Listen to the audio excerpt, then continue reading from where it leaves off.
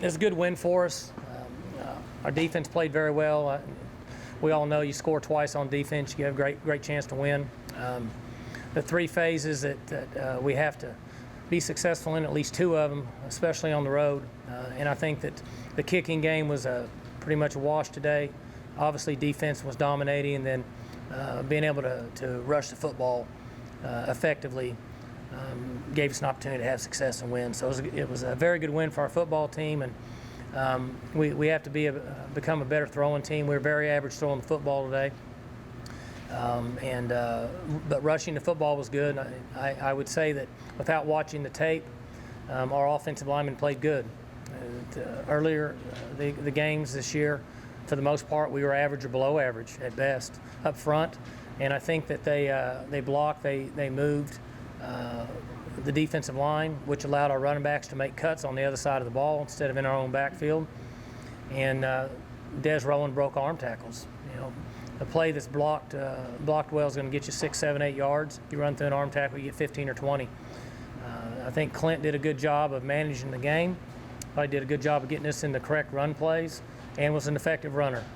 In the read zone, in our read option series, he pulled the ball and was able to run the ball effectively. And we got big time play out of our defense today. Joe Mitchell was picture perfect, and on the strip and the fumble, it's exactly what we teach and coach. And when you do it the right way, the ball should come flying out just like he did. It's nice to see Tyler pick it up and run it in. I will say one area that I think is very impressive is we've been fortunate to get a number of turnovers on defense, and our players have been very well coached from our defensive coaches that when that happens, stay up, don't cut, don't block in the back, don't cheap shot to where you can get returns. There's nothing more disappointing than when you get an interception or a fumble recovery and you run it in and guys are behind them, cut blocking or pushing in the back, and then you bring it back. And that's not always the easiest play to coach. So I'll give credit to our defensive coaches and our players for understanding and making big plays on defense. So it was a great win for us. Obviously got to get back home, get ready to get to work for next week. We'll have a big game on the road. Like second half, you ran pretty good in the first half. In the second half, you just came out gashing. What was different in the second half? We made a couple changes. Stayed with mainly two-back run. Obviously we read it, the read option series, and then coaches came up with a scheme where we block it some and just call it, not read it. Without being in on their headsets, I think at times that confused them at points, made it look like they didn't really know who to fit up on from our point of view. So we stayed with it in the second half. Justin Roman hadn't really played a ton the last couple of games. What did he show you guys in practice to show you he was ready to start and then just have the time to Not really anything in practice. We just felt like he deserved the start. And then when he got rolling and was playing good, there's really no reason to take him out. I was interested in watching to see how he held up from a durability standpoint. He had 26 carries. We hadn't had guys get that many carries in quite a while. And sometimes once you get above the 15, 17, you kind of start to fade off. Keith Toston used to get better as the game went on. And I'm hoping that Des Rowland proved that he's one of those guys that can gain momentum, and his strength allows him to get better as the game goes on. So maybe that's a good sign for our team. You had to play Brandon Garrett last week, Mike, when Crispy was sick. Did you see something from him in that game that you liked because you went with him again today? Well, we had a couple other guys got sick this week. In fact, Parker Graham only practiced one day, but we were able to get him back, and he's a veteran guy, and so he could kind of pick it up. But we had a couple other guys sick, and so Brandon got most of the reps, and so we felt like he gave us the best chance to win. You liking what you're seeing out of your line now? Well, as I mentioned earlier, I think this is the first game where we actually blocked people and pushed them the other way. I haven't watched the tape, so I'm hesitant really to commit. But when I watched the replays on the board, I thought that the interior of our offense, the center and the guards, moved the shades into three techniques. We hadn't done that this year. And I think that allows Dez and the quarterback to make cuts on their side of the ball. You guys had asked me, and I said one of the issues we've had is we've been making cuts 3 yards behind the ball, and it's difficult to run the football that way. And I think they blocked better today, in my opinion, without watching the tape. You sure you're glad to see the run game come back? Well, no doubt. I think everybody feels like that, in today's time, you have to be able to run the football effectively. Their defense played a lot of two safeties, which I don't blame them. I don't know what their plan was, but if I was playing us, I would have gone into the game and said they can't run the football. Might as well defend pass. And that was pretty much the approach. Now, I don't know if that was what they thought, but that's what I would have thought. You've talked about Clint's ability to get 5, 6, 7, 8 yards. Twice he went for 32 today. Mm-hmm. I mentioned, kind of mentioned throughout the year, he's deceivingly a decent runner. And people talk about him throwing it more and JW running it more. And, that's really not the way our game plan's set up. It's the same plays. And he's been an effective runner.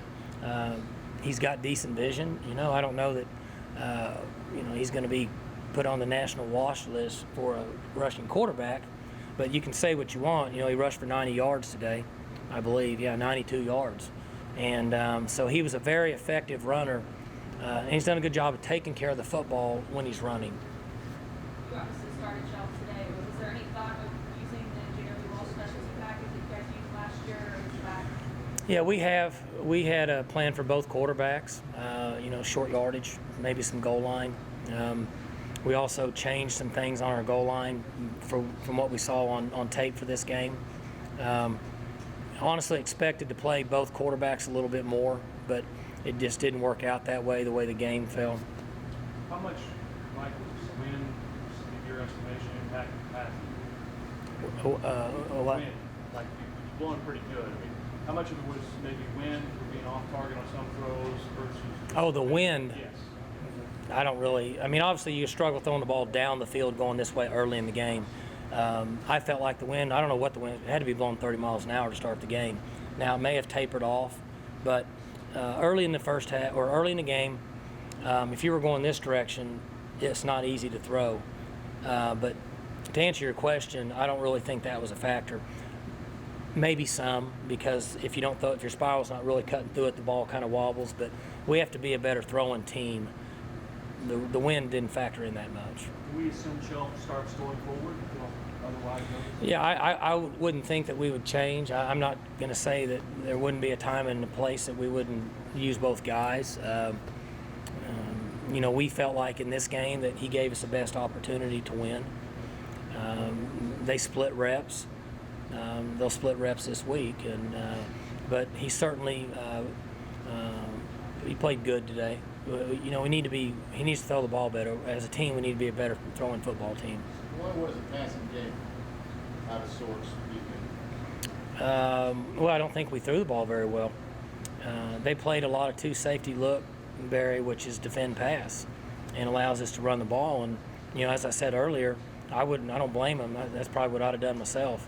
I don't know that anybody would have thought we would have been as effective running the football as we were today.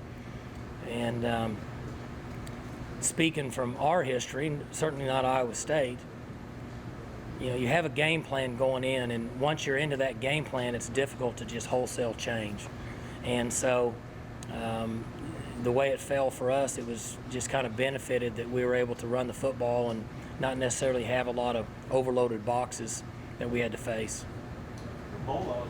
It's almost to the point where you take that for granted. Well, there's a lot that we take for granted now, and I think that we've come a long way. And people don't talk about winning 6 and guaranteeing yourself going to a bowl anymore. In fact, I didn't hear it all week. Hadn't heard it in the locker room. But it's always good to be bowl eligible. When you start the season, you want to put yourself in a BCS playoff. You want to have a chance to win a conference championship, but you certainly want to be in a bowl every year based on how things go. Sometimes luck's on your side and sometimes it's not. So, to get to that 6th win and continue to move forward. We have a great challenge next week on the road, but our team chemistry and the attitude of our team and coaches should be good and gives us a chance to keep playing well. Took a snap from under center today. It's because you guys kept giving me a hard time. So I said we need to find a way to at least take a snap under center so the media won't give me a hard time anymore about short yardage. But to be honest with you, I got the most pressure from my wife. about being in a shotgun on short yardage and goal line and not going under the center. And she's been on me for 3 weeks. So I said, well, take a snap under center if that makes you feel better. So that's why we ended up putting that package in, was going under center. I know a lot of your stuff you say is like predetermined by what you see or read. But at any point, it's rolling so hot, you just kind of get involved and say, give it to them as much as Well, we did. Latter part of the third quarter and the fourth quarter. When you get that far ahead, you know, time is an advantage for us. And, you know, if you're pounding it up there and you punt, you know, unless they hit a couple big plays, mathematically they're almost out of the game. And so, yes. But he was effective running. And, you know, one thing is people, you know, from our side of it, like I said, when you have a game plan going in, it's hard to wholesale change. I think theirs was deeper safeties, defend pass, and see if they could run it. That's just my opinion. Was this one of the days, Mike, where winning the coin toss was an important thing? No question. We had talked considerably in the locker room about taking the win. And, you know, then you get the ball up twice. So, but you definitely want to win the coin toss because now you get to defer and get it, and you also get to start the game that way because it was a difficult win today. And there's no question, you know, I don't necessarily believe in luck. I think that hard work creates luck, but we needed to win that coin toss. And so that was a good break for us, especially on the road.